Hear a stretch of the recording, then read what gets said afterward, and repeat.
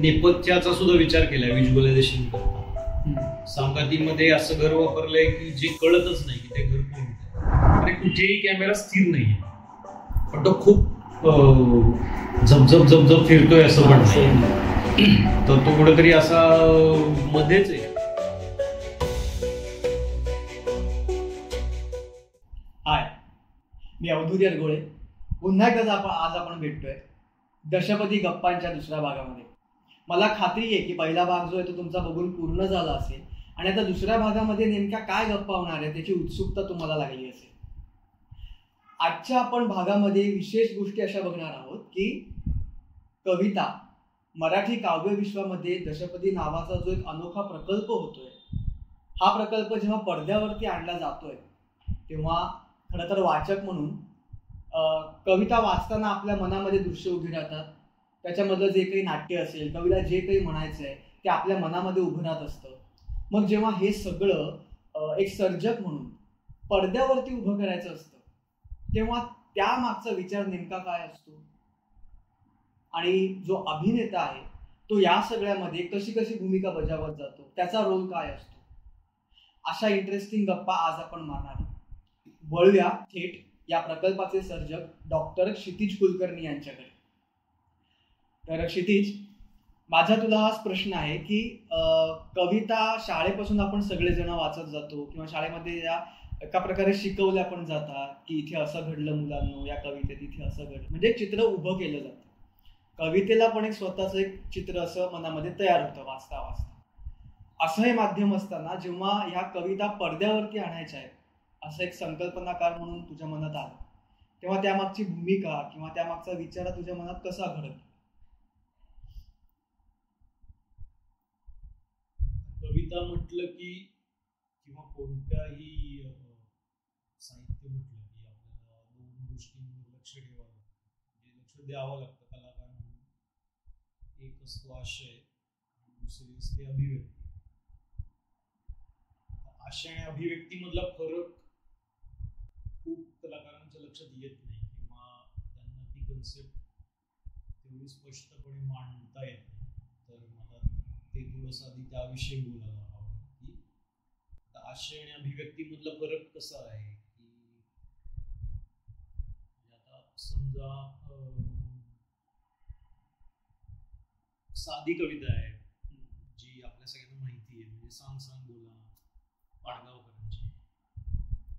तर त्याच्यामध्ये कसं आहे की सांग सांग बोलाना पाऊस पडेल का, शाळेभोवती तळे साचून सुट्टी मिळेल, अशी ती कविता. किंवा पुढे त्याच्यामध्ये आहेत बरीच कडवी. तर त्याच्यामध्ये कसं आहे की कवीच्या मनात हे सगळं जेव्हा सांगायचंय, म्हणजे त्याला कुठे ना कुठेतरी त्याला या कवितेमध्ये असं दाखवायचं होतं की लहान मुलांना ज्या गोष्टी आवडत नाहीत, त्यांना ज्या गोष्टी करायच्या नसतात पण मोठी माणसं त्यांना ती करायला लावतात. जसं शाळेला दांडी मारणं त्यांना आवडतं किंवा त्यांना आठवड्यातनं रविवार येतील का रे तीनदा, असंही पण त्याच्यामध्ये ओळ आहे. तर त्यांना सुट्टी आवडते वगैरे सगळी. तर मग त्यांना त्या गोष्टी शाळेत जायचं नाहीये, त्यांना शाळेभोवती तळे साचून सुट्टी मिळेल का हे असं हवं आहे. आणि ही जी भावना असते केवळ शाळेपुरती मर्यादित नाही राहत, पुढे नोकरीला लागल्यावर पण तेच वाटत असतं आपल्याला की आज सुट्टी मिळू दे ऑफिसला किंवा असं मिळू दे आणि आराम मिळू दे. म्हणजे आराम करण्यासाठी आपल्याला मला आराम करायचा आहे हे स्वीकारण्यापेक्षा बाह्य कारणांमुळे आराम करायला मिळतो हे आपल्याला जास्त आवडतं. मग हा झाला आशय कवीच्या मनात की त्याला असं काहीतरी सिच्युएशन दाखवायचं आहे की जिथे माणसाला कंटाळा आहे अमुक गोष्टीचा आणि त्याला स्वतःहून ती गोष्ट करायची नाहीये, त्यामुळे तो कारण शोधतोय की पाऊस पडेल का, म्हणजे पाऊस पडू दे आणि मग शाळेभोवती तळ साचू दे, मग सुट्टी मिळू दे, अशा तो प्रार्थना करतोय. आणि भोलानाथचं त्याने प्रतीक घेतलंय की तो एक नंदी बैल यायचा आणि मग लहान मुलांना त्याचं एक आकर्षण आणि भीती असायची आणि मग तो जो नंदी बैलवाला आहे तो त्याच्याकडनं बोलून घ्यायचा की असं होईल का, आणि मग त्याला ते तो कधी हो मानलं होतं, कधी नाही नाही मानलं होतं. तर ती झाली अभिव्यक्ती. म्हणजे कवीला सांगायचं असतं वेगळंच, पण त्याला सांगताना तो काहीतरी वेगळं चित्र वापरतो आणि ते तो जे चित्र वापरतो ती असते अभिव्यक्ती. हेच नाटकात असतं, हेच स्क्रीन प्ले मध्ये पण असतं, हेच कादंबरी नसतं कादंबरी, पण बाकीच्या माध्यमात जी सादरीकरण करण्यासाठी माध्यमं आहेत त्यामध्ये ते सगळं असतं की त्याच्यामागचा संदेश वेगळा असतो, पण ते सांगण्याची रीत किंवा पद्धत किंवा ते सांगण्यासाठी निवडलेली गोष्ट हे साधारण वेगळं असतं. ते थोडं असं असतं की जे सगळ्यांना कळेल किंवा आवडेल. तर मग हा विचार पहिल्यापासून मी करत आलोय की आशय आणि अभिव्यक्ती मधला फरक. म्हणजे ऍक्टिंग ही सुद्धा अभिव्यक्ती आहे, म्हणजे अभिनयात सुद्धा तेच असतं की लेखकाला जो आशय आहे तो त्यांनी संवादात मांडलाय, पण नुसतं त्याला संवादात जे सांगायचंय ते तेवढंच असतं असं नाही. जसं लक्षणार्थ, व्यंग्यार्थ असे वेगवेगळे अर्थ असतात की कधी कधी लेखक एखादं वाक्य लिहितोय आणि त्याला काहीतरी वेगळंच सांगायचं असतं आणि मग तो ते वेगळ्याच प्रकारे सांगतो. त्या गोष्टीचं लक्षण दाखवतो की त्याला हे सांगायचं होतं आणि मग त्यातनं शोधावं लागतं. तर कवितेमध्ये पण अशा बऱ्याच गोष्टी आहेत. कवितेचं व्याकरण आहे, कवितेचं पूर्ण त्याची जी रचना, त्याच्यामागचं जे शास्त्र आहे, काव्यशास्त्र आहे, साहित्यशास्त्र आहे. तर या सगळ्यामध्ये अनेकांची वेगवेगळी मतं आहेत आशय आणि अभिव्यक्तीबद्दल. त्याच्यावर खूप अभ्यास होत असतो. तर हा दशपदीचा जेव्हा मी विचार केला तेव्हा मला असं वाटलं की आपल्याला आशय आणि अभिव्यक्ती या गोष्टींना खूप महत्त्व द्यायचं आहे, पण जेव्हा हा कलाकार म्हणून ती गोष्ट सादर करेल तेव्हा त्याला कुठेतरी आपण सांगताना, समजावताना, चर्चा करताना या दोन्ही गोष्टी कायमच सोबत ठेवूनच ते झालं पाहिजे. म्हणजे असं नाही आहे की त्याला मी फक्त सांगितलंय की तू इथे अमुक एक एक्सप्रेशन दे, अमुक एक एक्सप्रेशन दे, असं नाही आहे. तर त्याला त्या गोष्टीमागचा आशय पण सांगितलेला आहे आणि त्यावर भरपूर आमचं बोलणं होत असतं, मगच त्याची अभिव्यक्ती ठरवली जाते. पण याचा अर्थ असा होत नाही की त्याच्या अभिनयामध्ये तो फक्त तेवढंच मांडतोय की कवीला असं असं सांगायचं. तर त्याच्या अभिनयामधले जे इतर गोष्टी आहेत त्या पण त्याच्यात मांडल्या जातात आणि तिथे कवितेचं व्हिज्युअल स्वरूप हे तयार होतं. सो मला ते तसंच हवं होतं आणि तसं करण्यासाठी कुठे ना कुठेतरी कलाकाराची एक म्हणजे अशी त्याची वृत्ती असेल की मला सगळं कळतंय किंवा हा मला आता हे समजलंय आणि आता मला समजलंय तेवढंच करायचं आहे, तर ते होत नाही. म्हणजे मग त्याच्याकडनं कधी कधी असं होतं की आशयच फक्त कोरडेपणाने मांडला जातो, पण त्याच्याकडे तसं नाहीये. तो काही ना काहीतरी त्याच्यात शोधत असतो आणि मग त्यामुळे ते एक्स्ट्रा त्याच्याकडनं मांडलं जातं. त्याला जे समजलंय ते आणि मग त्याला जी अभिव्यक्ती करायची ती मांडली जाते, पण ती आशयासोबतच मांडली जाते कारण आशयाला धरूनच ते झालेलं होतं चर्चेमध्ये. तर आता यामध्ये हा एक पहिला पॉईंट झाला की आशय आणि अभिव्यक्तीला धरूनच व्हिज्युअलायझेशनचा विचार केलाय. आता व्हिज्युअलायझेशनवरचं बोलणं हे खूप असं एंटरटेनिंग होईल असं नाही वाटत मला आजच्या भागामधलं, कारण तो एक गंभीर विषय आहे तसं पाहायला गेलं तर. आणि त्याच्यामध्ये कुठेतरी आपल्याला थोडंसं फोड करून बोलायला लागेल आणि मग काही गोष्टींवर तो त्याचं व्यक्त करेल की व्हिज्युअली ते काय आहे, कसं आहे. म्हणजे आता कसं होतं की एकदा का आशय आणि अभिव्यक्ती यातला फरक आपल्याला आपण स्वीकारला, तो क्लिअर केला, त्यानंतर कसं होतं की हे आपल्याला दिसणार आहे ते पडद्यावर दिसणार आहे. हो, आता पडद्यावर दिसताना कुठे ना कुठेतरी त्याच्यामध्ये नेमकेपणा पाहिजे आणि नेमकेपणा देताना सुद्धा त्याच्यामध्ये अशा काही गोष्टी पाहिजेत की ज्या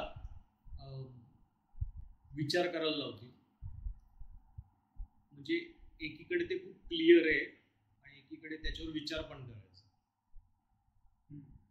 आता याच्यासाठी खूप व्हिज्युअलायझेशनवर खूप काम करायला लागतं. म्हणजे कसं होतं की अनेकदा असं असतं की टेक्निकल व्हिज्युअलायझेशन असतं. कॅमेराचं माध्यम म्हटलं की म्हणजे कसं होतं की हेड स्पेस किती सोडायचा आहे किंवा कंटिन्युटीसाठी काय करायचं आहे, किंवा या सीनला इथे असं कनेक्ट करू, त्या सीनला तिथे. म्हणजे आता सांगती आहे कविता, त्याच्यामध्ये 3 भूमिका आहेत त्याच्या, आणि एकाच माणसाची 2 रूप आहेत. एक जे आहे ते ग्रामीण, म्हणजे अगदी खेडवळ रूप नाहीये, पण जेव्हा माणूस पूर्ण शहरी झालेला नसतो आणि तो कुठेतरी निरागस असतो, किंवा त्याला एक साधं सुद्धा आयुष्य जेव्हा त्याला आवडत असतं, तेव्हाच एक रूप आहे त्याचं. आणि दुसरं जे रूप आहे ते आयुष्य कॉम्प्लिकेटेड केल्यानंतर स्वतःला फसवणारं रूप आहे की मला हे सगळं आवडत आहे, मला शॉपिंग करायचं आहे, मला पिझ्झा खायचा आहे, मला, आणि त्यातल्या कुठल्याच गोष्टीमध्ये त्याला शांतता मिळत नाही. मग आता कसं झालं की व्हिज्युअलायझेशन करताना सांगातीचा जो मेसेज आशय आहे तो कुठेतरी असा आहे की माणसाचा जो स्वभाव आहे तो असा असतो की त्याला कुठे ना कुठेतरी अशा गोष्टी हव्या असतात की ज्या त्याला त्याच्या अहंकाराला कुठे ना कुठेतरी सपोर्ट करत आहे, अशा पद्धतीने. म्हणजे तो काय म्हणतोय की ते तुकाराम महाराजांचं असं आहे की त्यांनी परमेश्वराला मानलेलं आहे की तू माझा सांगाती आहेस आणि तू मला सोबत घेऊन जातोस, चालावीसी हात धरून. आणि मग सगळं तो अभंग तसाच आहे की त्यांनी त्या गोष्टीबद्दल आभार मानले. पण अनिलांच्या कवितेत ते पूर्ण विरुद्ध आहे. म्हणजे तिथे अनिलांना असं म्हणायचं आहे की माणसं अशी असतात की त्यांना एक हट्टीपणा असतो की मला तुझी मदत नको आहे, मला स्वतःलाच ही गोष्ट करायची आहे, मला या स्वतःच्या पायावर उभं राहायचं आहे, कोणावर अवलंबून राहायचं नाही वगैरे. हा झाला पॉझिटिव्ह भाग. तो आपण प्रत्येकजण जास्तीत जास्त फॉलो करण्याचा प्रयत्न करतच असतो. पण याच्यात जे सांगितलंय ते असं आहे की आपल्या आतल्या आवाजालाच तो सांगतोय कवी की तू, मला तुझं काय ऐकायचं नाही, मला तुझी काही गरज नाही, तू कोण आहेस, मी तुला ओळखत नाही, मला तुझ्यापेक्षा मोठं व्हायचं आहे, म्हणजे मला तुला सोबत न्यायचं नाहीये वगैरे वगैरे. तो आतल्या आवाजाला. हा, मग तो त्याचा आशय आहे. मग अभिव्यक्ती करताना मग हा विचार केला की त्याची जर 2 म्हणजे ती कथा रचताना मग व्हिज्युअली जर कळायला हवंय तर मग काय करायचं व्हिज्युअलायझेशन. तर व्हिज्युअलायझेशन त्याच्यातला जो 80% पार्ट आहे तो मी असा विचार केला की तो असा असला पाहिजे की जो जेनझीचा प्रतिनिधी आहे, म्हणजे त्याच्या मानेवर टॅटू आहे, परंतु कायम तो म्हणजे तो स्थिर नाहीये, तर तो एका लाईनमध्येच त्याचं बॉडी लँग्वेज आहे, तो डान्स करतोय. आता डान्स एक कला म्हणून बघणं वेगळं, आणि आता कसं झालंय की म्युझिक म्हणा, डान्स म्हणा, हे कला म्हणून नाही राहिलंय, तर ते टाइमपास म्हणून, किंवा जसं तुम्ही रील्समध्ये करता की असंबद्ध गोष्टीला असंबद्ध गाणं जोडायचं आणि म्हणायचं की हे छान झालंय. तर त्याच्यामध्ये कसं असतं की ते छान बिंत नसतंच, मुळात त्याला काही सेन्सच नसतो, तरी पण ते मग तो एक कैफ चढतो डोक्यावर की हा हे 1 मिनिट हे गाणं दिसतंय. मग माणसं त्याच्यावर अशी हलतात बिलतात, त्यांना वाटतं आपण या गाण्यावर ठेका धरलाय, पण तो ठेका वगैरे काही प्रकार नसतो. तर कुठेतरी फक्त त्या फ्लोमध्ये वाहत जायचं असतं 1 मिनिटासाठी. तर हा तसाच कॅरेक्टर दाखवलाय की तो त्या म्युझिक, एक इंग्लिश गाणं घेतलं आणि त्या म्युझिकमध्ये तो फ्लोमध्ये वाहतोय, म्हणजे त्या गाण्याचा अर्थ बिर्थ राहू दे बाजूलाच, तो त्याच्यातच आहे. ते व्हिज्युअलायझेशन म्हणजे आतला आवाज त्याचा नाहीच आहे, तो फक्त ते गाणं ऐकतो. म्हणजे तो शांत बसलेला नाहीये, तो स्वतःला वेळ देत नाहीये, तो स्वतःच्या मनात काय चाललंय हे तो 1 मिनिट सुद्धा बघत नाही. त्याला जागा करायला पण त्याने अलार्म लावलेला, देवाला पण तो असं कूल व्ह्यू म्हणूनच बघतोय, किंवा त्याचं पूर्ण रुटीनमध्ये तसंच आहे की तो आरशातच बघतोय, किंवा तो दात घासताना पण स्थिर नाहीये, तो नाचतोय, विचित्र आवाज काढतोय. कुकिंग करताना पण यूज अँड थ्रो आहे, म्हणजे एक अंड फुटलं तरी त्याला काही दुःख नाही होते, दुसरं फुटलं तरी त्याला एक फुटल्यावर दुःख नाही झालं तर दुसरं फुटल्यावर तर नाहीच होणार.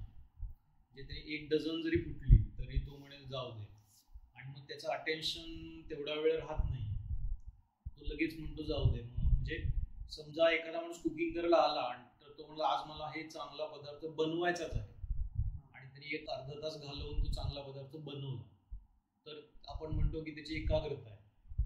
पण इथे या मुलाची एकाग्रता पण नाही. तर तो फक्त 1-2 अंडी फोडतोय. ते करताना पण त्याची लय त्या गाण्यावरच चालली आहे आणि त्याचे हात वेगळ्याच पद्धतीने चालले. असं नाहीये की तो त्या लयीतच कुकिंग करतो. जर तसं असतं तर अंड फुटलंच नसतं, कारण म्युझिकच्या तालावर करताना गोष्टी होतातच व्यवस्थित. पण ते फुटतं आणि मग फुटल्यानंतर तो त्या गोष्टीला तेवढा महत्व देत नाहीये. दुसऱ्यांदा तिसऱ्यांदा फुटतंय आणि नंतर मग तो ते सरळ बाजूला टाकतोय आणि तो जाऊन पिझ्झा मागतो. त्यानंतर तो ते पण खातोय का तर नाही. मग त्याला मध्येच शॉपिंगची आठवण येते. शॉपिंग करताना पण तेच होतं की सेल लागलाय म्हणून आपण वायफळ गोष्टीच घेतो, म्हणजे आपल्याला ती गोष्ट हवी आहे की नाही हे पण आपण बघत. तर त्याला ऑनलाईन लॉटरीमध्ये त्याला यश मिळालंय म्हणून तो सरळ उधळपट्टी करतोय आणि उधळपट्टी करण्याचे वेगवेगळे मार्ग शोधतोय तो. म्हणजे आधी तो घरातले शोधतो, तो बाहेर जातो. हे सगळं व्हिज्युअलायझेशन आहे जे कोणत्याही आजच्या माणसाला पटकन क्लिअर होईल. आणि हे व्हिज्युअलायझेशन करता करता आता आपल्याला जर अभिव्यक्तीमध्ये संदेश जो कवीला द्यायचा आहे तो दाखवायचा आहे तर काय करायचं हा विचार येणार आपल्याला. नाहीतर लोकांना कसं होईल की तोच व्यक्ती लक्षात राहील. म्हणून मग तिथे मी 2-3 पातळ्या निवडल्या. एक पातळी आहे ती आहे की त्याचं एक प्राचीन रूप आहे. माझ्या हातातला प्राचीन म्हणावं लागेल, खूप जुना नाही आहे तो, थोड्या वर्षापूर्वीचा असेल. गावात जेव्हा होता तेव्हा तो कसा आहे तर तो निरागस आहे. तो त्याला प्रश्न विचारतो, त्याचा आतला आवाज बनवून देतोय. हे दुसरं व्हिज्युअलायझेशन. आणि हे त्याला केव्हा दिसतं तर याला काहीतरी बेस पाहिजे, म्हणजे याच्यामागे काहीतरी कारण पाहिजे. आता सगळंच रिव्हील थोडं करायला लागतंय, पण आता मुद्दा समजवण्यासाठी मी बोलतोय. तर मग ते कारण काय आहे तर कुठे ना कुठेतरी माणसाचा बेस कोण आहे, म्हणजे माणूस कुठून आलाय तर देवाच्या इथून, परमेश्वर. आता तो परमेश्वर म्हणजे गणपती आहे का, शंकर आहे का विष्णू आहे का स्वामी समर्थ आहे का अजून कोण आहे. तर मी म्हणलं की यांच्यापैकी इथे कोणीच नसेल तिथे. तर असा देव असेल की जो विरक्त नाहीये. आता विठ्ठल एक आहे, विठ्ठलाशी माणसं भांडतात, चिडतात त्याच्यावर, पण तो विरक्त आहे. म्हणजे विठ्ठलाचे भक्त ते काय नॉनव्हेज वगैरे खात नाही. तर किंवा नॉनव्हेजचा मुद्दा नाही आहे, ते माझा मुद्दा विरक्तीचा आहे. तर म्हटलं असा देव आहे की जो भोगासाठी पण प्रसिद्ध आहे, त्यागासाठी पण प्रसिद्ध आहे. लहानपणी पण तो प्रसिद्ध होता, तरुणपणी तो प्रसिद्ध होता, युद्धात पण तो, आणि असा एकच आहे तो म्हणजे श्रीकृष्ण. तर मग हा श्रीकृष्णच जर या जनरेशन झेडला बघून हैराण झाला तर ते काय होईल, तो व्हिज्युअल भाग त्याच्यात आला. आणि तो श्रीकृष्ण पण कोणी दुसरा ऍक्टर नसणार, तो हाच असणार. ते तिन्ही चेहरे ह्याचेच असणार. मग ते व्हिज्युअलायझेशनचं आवर्तन पूर्ण होतं, सर्कल पूर्ण.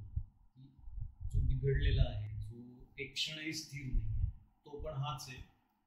जो अनादी काळापासून स्थिरच आहे तो म्हणजे कृष्ण, तोही हाच आहे. आणि जे याचं मधलं रूप आहे तोही हाच आहे. आणि मग या तिघांमध्ये ती कथा फिरते की श्रीकृष्ण ते वैतागतोय आणि त्याच्या डोक्यात बासरी मारतो. तर बासरी हे त्याचं शस्त्र नाही, त्याचं शस्त्र सुदर्शन चक्र आहे. म्हणजे बासरी हे त्याचं ते रूप आहे की जे मोहक आहे. तर त्याला दिसवताना तेवढा मोहक तो दिसेल ही काळजी घेतली, बासरी दिली त्याच्या हातामध्ये.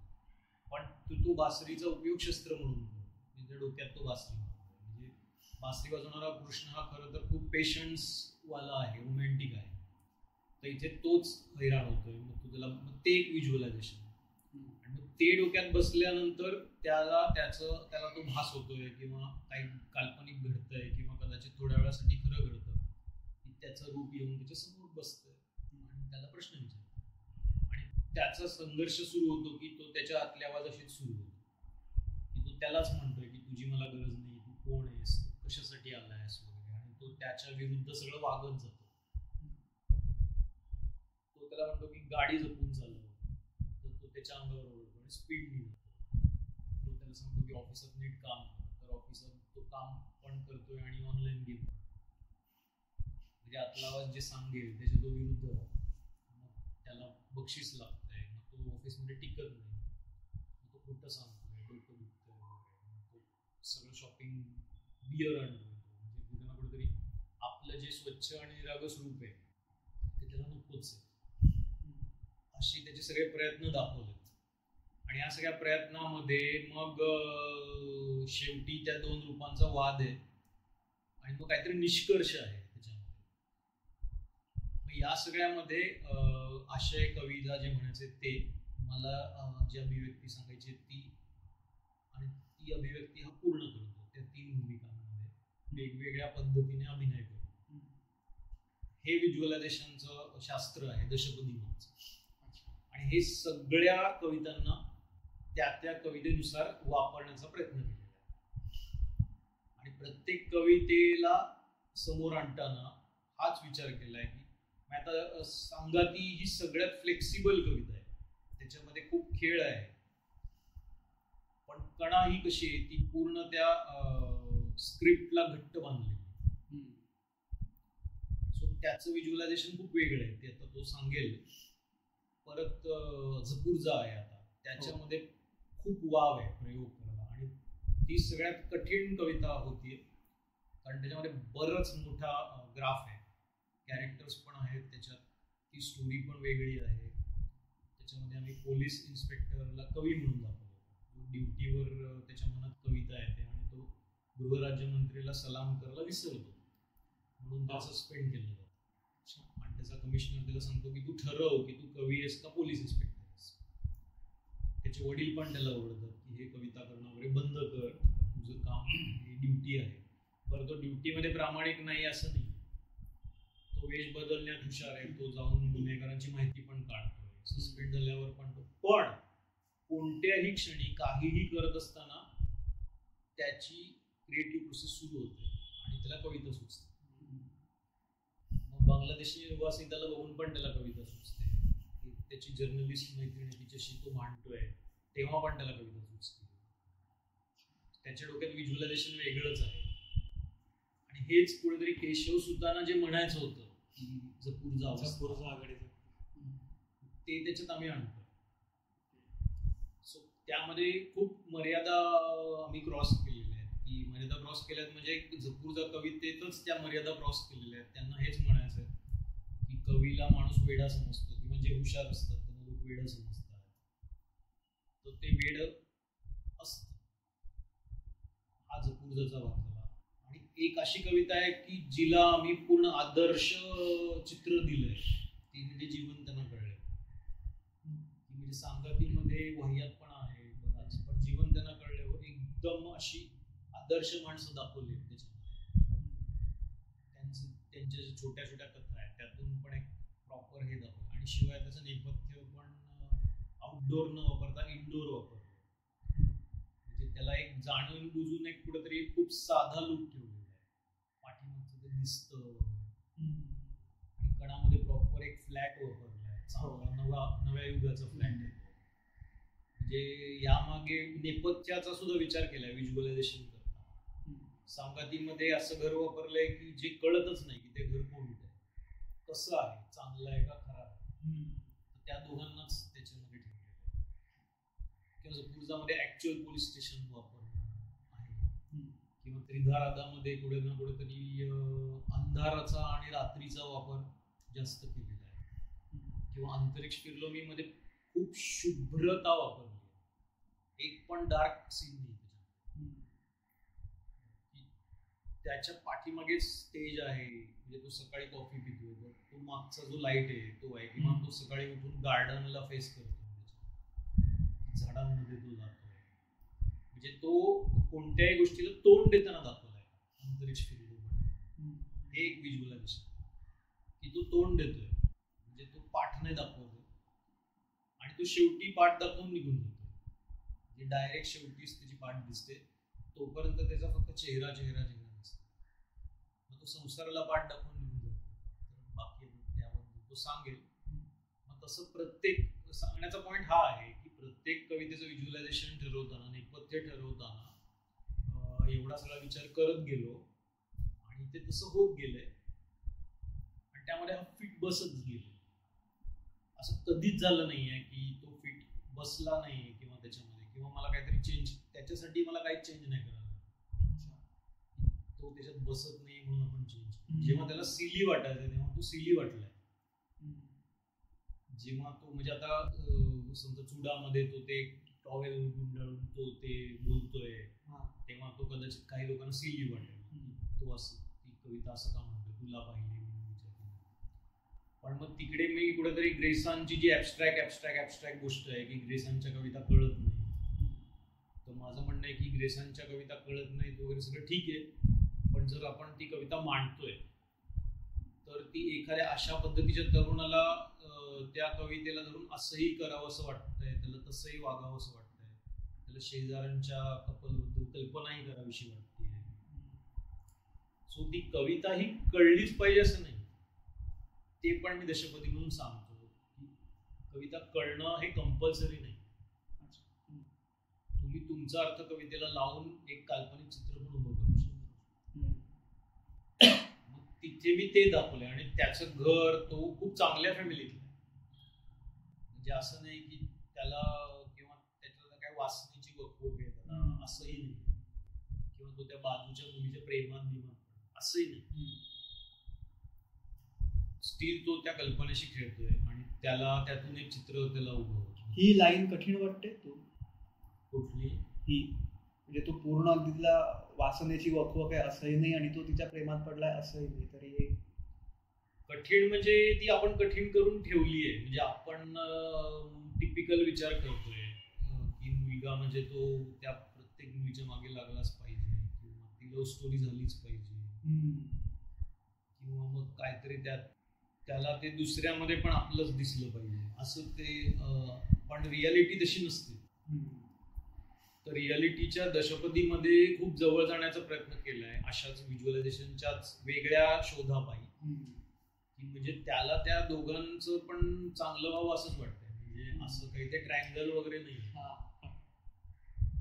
आणि ते काय झालंय की तरी पण तो तिला म्हणजे आता त्याचा एक प्रोजेक्ट आहे, त्या प्रोजेक्टमध्ये नदीचं प्रदूषण आहे, तर त्याला तेही स्वप्न पडतं की तिच्या त्या नदीचं रूप आहे की काय आणि तिला ते सगळं प्रदूषणाने तिला घेरलंय.